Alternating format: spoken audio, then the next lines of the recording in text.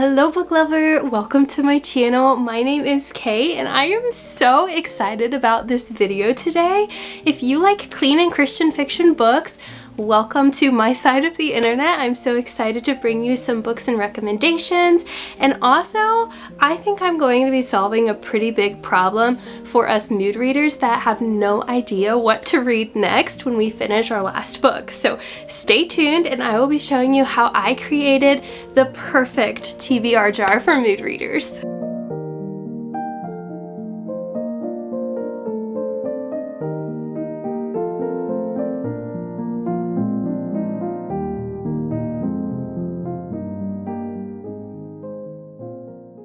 So a huge thing on BookTube that I've seen over the years has been creating a TBR jar. And while I've always loved the thought of just picking out a slip and knowing what book you're going to read next or that month, I have always struggled with the concept of it because I am such a mood reader. I can't tell you how many times I've finished a book and I went and got my husband and I've said, "Hey Jacob, pick a book off my shelf for me. I don't know what to read next." And then every single one that he picks, I'm like, "No, not that one. No, not that one. No, not that one."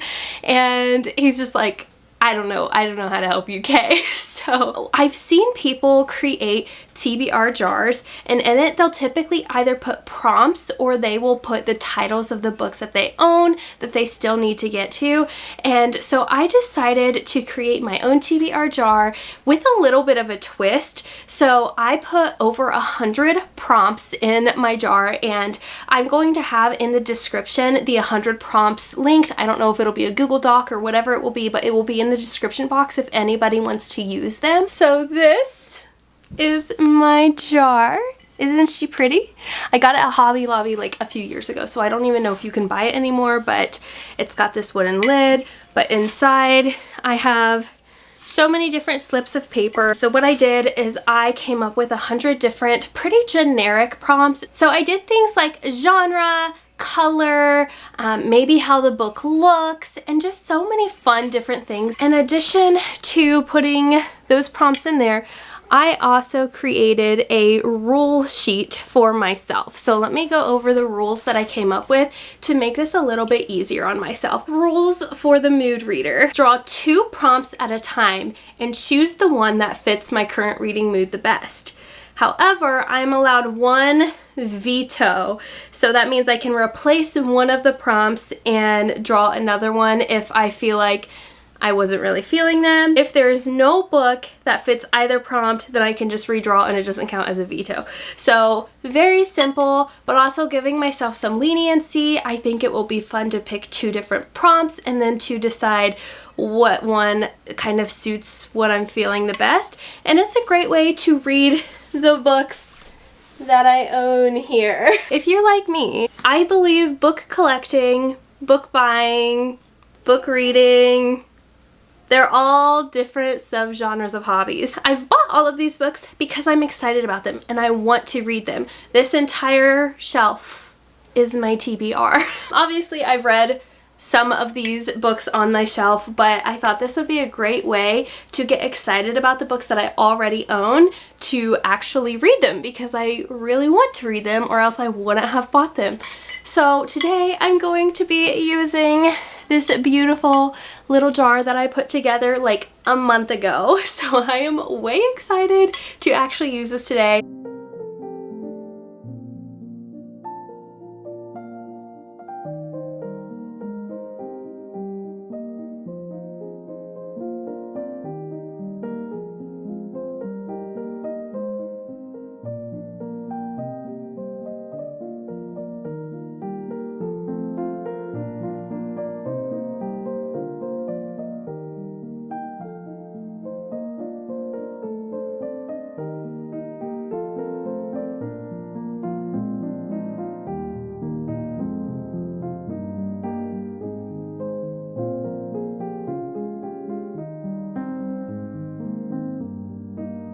I kind of have a problem with the word TBR or to be read because it almost feels like there's a lot of pressure behind those 3 letters. I kind of look at my TBR as my list of possibilities for the month because I am a mood reader and I don't like the pressure of an actual TBR. So there are a few books I'm currently reading, a book that I have to read, or 2 books that I have to read for book club, and then I'm going to draw just a couple using the TBR jar. However, I never completely pressure myself to read all of these. If anything, if I don't read all of them, hopefully maybe you'll learn about a new title that you're interested in reading, and I think that would be awesome in and of itself. The first book I am currently reading right now, I am so excited about. It is actually an arc of Sense and Suitability. This comes out in October of this year by Pepper Basham. This book has me cackling. It is so funny and hilarious. I think I'm learning that Regency romance might be my favorite genre of romance. It's something that I've never really dug into before, but I'm absolutely loving all of the Regency romances that I have read as of lately. So Sense and Suitability, I'm predicting a 5-star. I'm absolutely loving it, and I can't wait to give you my official thoughts on that during my September reading wrap-up. The other book I'm currently reading, I've been heavily influenced by my fellow booktube friends, and that is Resistance by J.L. Knight. As we talked about last week, I am a fantasy lover. Thank you so much for all of the comments on my video from last week. You guys have just made me feel so supported and loved and like I'm not totally crazy. And there were also some really great discussions going on in the comments, and everybody was being so kind and respectful. And yeah, so thank you so much for your kind words and your support. I just feel so encouraged to keep up with this whole booktube thing. But anyway, so Resistance. This book, I have not read the back of the book. I genuinely am going into this blind because so many people have heavily recommended it. I think there's dragons at some point. I am 189 pages in. This is a chonker. I think it's about 500-page book, and I believe there's like 6 to 8 books in this series. It's pretty heavy. But in this book, I'm following 2 characters. One girl, she kind of has these like special abilities. She pretty much has like a photographic memory from my understanding, and she is a follower of Elohim, and he represents the Christian God, the one true God. And I absolutely love that in this story. And then you also follow another guy, and his name is Jace, and he is part, I believe it's Ryrick is how you say it. So he's kind of like half human, half this like supernatural type of being that the society absolutely hates. So he gets a lot of flack for just being born the way he is, but he comes to know Elohim, and this is all in the beginning, so I don't feel like this is really any spoilers. And so you're following these 2 different storylines where the gal, she follows Elohim. The Emperor absolutely like despises it. He wants to make following Elohim illegal, and she gets called to be one of his personal like servant type people. She is pretty much going into the lion's den. The other guy, I think his name is Jace, he is the part Ryrick, and I'm not quite sure where his storyline is going right now, but essentially he is partnered up with some people that are part of what I'm assuming is the resistance against the Emperor. I think that's where it's going because they are all believers of Elohim, and the Emperor doesn't like Elohim. So that's essentially what I've got so far from it, but I am so invested. I cried at chapter 8. So many people have said, Kay, prepare yourself because you are in for a very emotional ride, and I am already crying at chapter 8. So we want to see where this goes, but I'm loving it. I'm excited. The writing is beautiful, and I'll keep you guys posted. The next book that my book club, my church ladies, we are reading together is The Masterpiece by Francine Rivers. As you guys have probably heard me talk about before, I do love Francine Rivers. There's a few books by her I haven't read, and so I'm really excited to get to this one. From what I understand about this one, this is a more modern day one. I believe it takes place in like New York or California or something, and there's this guy who's an artist. I believe there's spiritual warfare going on in this book, and I'm assuming there's going to be an amazing, beautiful redemption arc at the end of it, so I can't wait to show you guys my review on The Masterpiece. And the other book on my TBR already is Wild Reverence by Rebecca Ross. I'm currently waiting for my copy to get here. I ordered the European edition because I don't know what it is. The UK covers always triumph the American covers.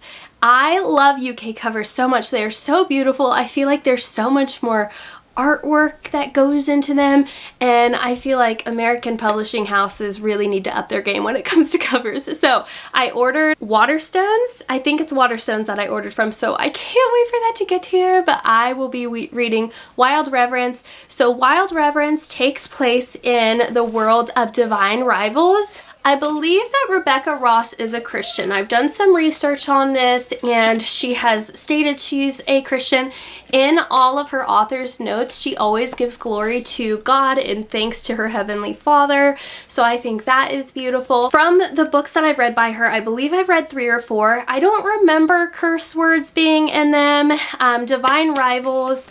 This one does have a closed door scene, like you know what's going on, but also it's from a Christian perspective essentially, so the characters are married before there's like a closed door scene, but it's not anything graphic, so just know that. But Wild Reverence takes place in the same world as Divine Rivals, and I absolutely loved this duology, so I can't wait to get back into this world.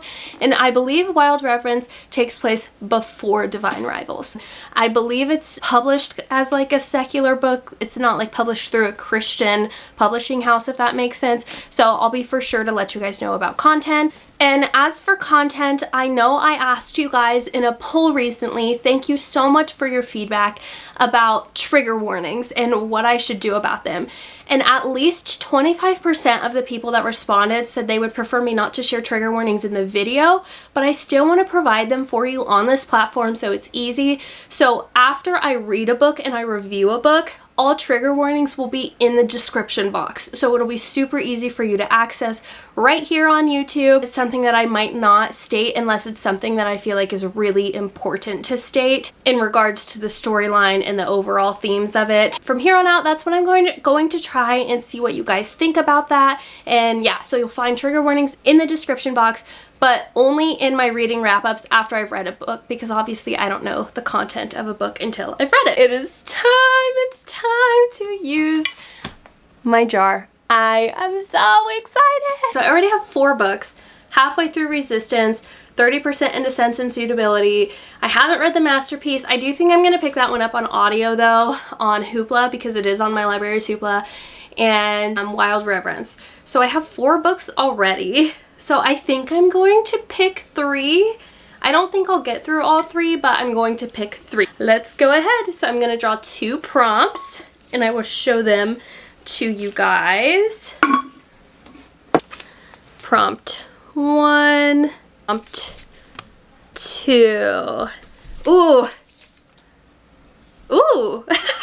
Okay, a book that intimidates me, and a book under 200 pages. Let's see, do I own any other books under 200 pages? I don't believe I do. I don't. Okay, you guys, I'm sorry. I'm doing a veto already just because I don't own another book that's under 200 pages. And the book that intimidates me, I'm just interested to see what else I would get. So let's see. A book with love in the title. Alright, so either a book that intimidates me or a book with love in the title. Let's see. Alright, I'm going with a book that intimidates me, and this book only intimidates me because it's a very different genre than what I've read. Really anytime recently. A great friend of mine recommended this author in this book though. She said this author is typically pretty funny. This book does sound a little more serious, so we'll see what I think of it. But the book I've decided to pick is All She Ever Wanted by Lynn Austen. So let me read the back of this for you. By the way, Zion is playing in here right now. 35 years ago, Kathleen fled her home, desperate to cast off weights of poverty and shame. But an unexpected invitation from her sister unwittingly draws her back to that sleepy New York town, her own daughter in tow. A trip meant to salvage her relationship with her daughter changes course as Kathleen re-examines her own childhood. But even more enlightening are the stories of Eleanor, her once vibrant mother, and Fiona, the grandmother she barely knew. The more Kathleen learns, the more answers she seeks concerning her family's mysterious past.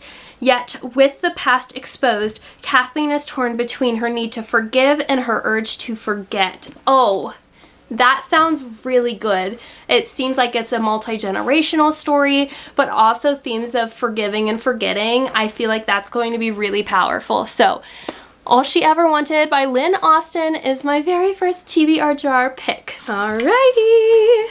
This just makes me so excited. Oh gosh, that was way more than 2. And here's the second one. A book about healing or hope, or a faith-based or inspiring read. So I'm gonna go over here to my just regular Christian fiction. Both of these are kind of pretty much the same because most faith-based reads are going to be about healing or hope. So I'm just gonna pick an inspiring, faithful book. Ooh, okay. I need to dig a Karen Kingsbury off of my shelf. So I'm going to go with Redemption by Karen Kingsbury and Gary Smalley. Karen Kingsbury has been highly recommended to me, and all of these books right here are Karen Kingsbury. I got a ton of these at a library sale for like $1. So I went ahead and picked up all the ones that I could find, and I definitely have been wanting to read one of hers to get her checked off my list. So let's go ahead and read what this one is about. There was a hopeless relationship, a shocking betrayal. Carrie Baxter Jacobs is furious, hurt, and confused. Her husband, Tim, a respected professor of journalism, is having an affair with a student. Stunned, Carrie returns home to the Baxter family to sort things out. But when an old flame comes back into her life, she is more confused than ever. A difficult discussion. How can Carrie forgive her husband? What could possibly ease the pain? And what about her own revived feelings for Ryan, a man she knows she should avoid? A reason to hope. Okay, so I feel like this literally fits the hope prompt too. As Carrie searches for answers, an unexpected discovery gives her hope for the future. But when she faces her darkest hour, can she find the faith and strength she needs to move on? A story of redemption and love at all costs. So that is Redemption by Karen Kingsbury. It says with Gary Smalley, so I'm assuming he's like a co-author of this. So yeah, I am excited to read this and get this off of my list. What I know is that the Baxters is like a huge series that she has written. Also, obviously right there in the beginning, there's a trigger warning for adultery. All right, let's pick the last one off the shelf. Okay, what's it gonna be? Okay, I'm kind of hoping for something I can choose mystery or fantasy wise because it is fall. It's going to be fall at the end of this month. Here's what we got. All right, and here's the other one. All right, what is it? Okay, a book with a wedding and a fantasy with dragons. Okay, perfect. A fantasy with dragons. Let's see. Oh, I don't know if any of these have dragons in them. I don't know. I don't know. Question. Is it cheating if I decide to purchase the second? No, actually, this is not cheating. Fantasy with Dragons. I have the second Wormwood Abbey book on my Kindle. So I think I'm gonna go with that because I know there's dragons in that and I really want to continue in that world and it fits my fall vibes. So I have that on my Kindle. So I'm going to go with the second Wormwood Abbey book. I can't remember what it's called, but I'm gonna put it right here on the screen. I am going to put all of the prompts that I used, I'm just going to stick them back in the jar. I know some people probably throw them away after, but I want this, I don't want to have to make a jar again until I want to. So I'm just going to keep them in here. I will shake it up and toss it around. And there is my TBR jar for the mood reader. So there we have it, my TBR plus Sense and Suitability, the second Wormwood Abbey, and Wild Reverence. These are kind of pretty thick books. a little intimidated, but we'll see how it goes. I can't wait to read and get into these books and talk about my thoughts with you. If you've read any of the books that I mentioned, please let me know because I'm very curious. I also want to know if you have a TBR jar, how do you have your TBR jar set up? And if you have any tips for doing it as a mood reader, let me know. So I'm going to try doing it at the beginning of the month like I am today, but maybe if that doesn't work out for me, I'll draw throughout the month as I'm trying to figure out what to read next and do my reading wrap up that way with the clips of me picking the book. So that's an idea that I've also thought about because I am such a mood reader. So as the month goes on, if I'm like, wait, I don't want to read this book anymore, I never want to force myself to read a book because then I'm not going to enjoy it as much. And I feel like life is too short to not read what you want. So I keep you posted with how this works out after this month. I'm really excited. Question for you. What book are you currently reading, or what book are you the most excited to read this September and why? Please let me know down in the comments. Thank you again so much for your support and for watching this video. I'm sure this was a very much quicker video than I have put out as of recently, but you know what? I'm okay with that. This was so much fun. I am so excited to read these books, and I will just chat with you next week. Thank you so much. Bless you.